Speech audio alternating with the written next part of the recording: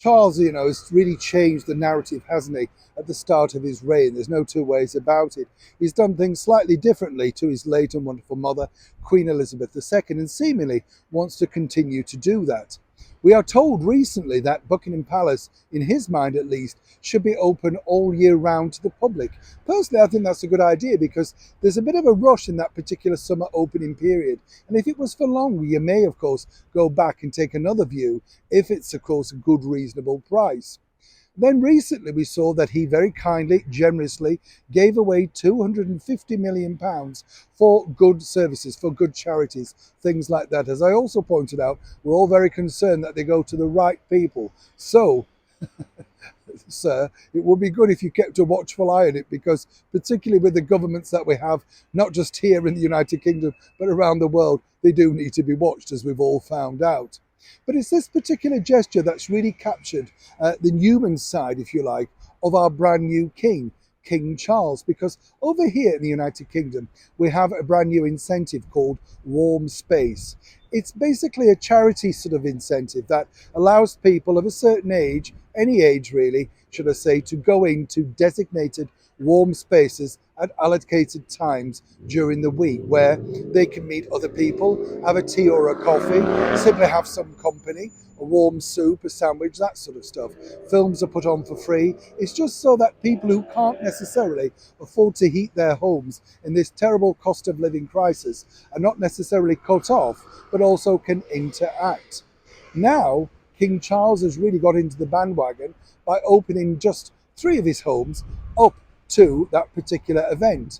And they are 2 in Scotland and Highgrove down here in the south of England. I mean, what a thing to say that you're able to go to the Warm Space event in Highgrove. Not bad, is it? As I say, it was ticket allocated, and although this sort of thing is going right through now until the end of March, sadly, if you wanted to rush over there, all tickets have now been allocated. But this was only leaked by one of the people attending the Warm Space events. It wasn't a press release, it wasn't put out like that.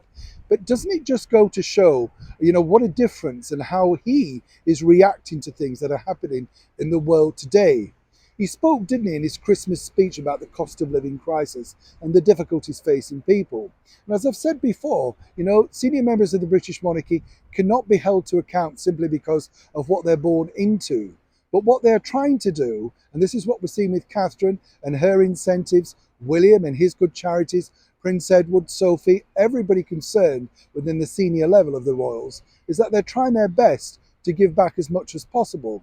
And this particular incentive, the Warm Space incentive, that Prince Charles has very kindly, warmly and graciously opened his homes to, must be one of the best yet.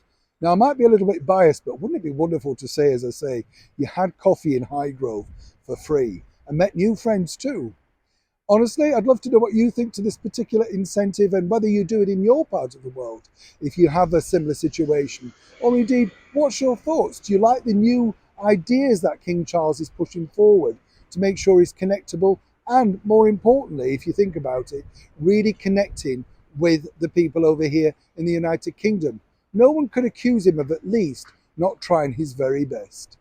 Neil Sean in the very heart of London.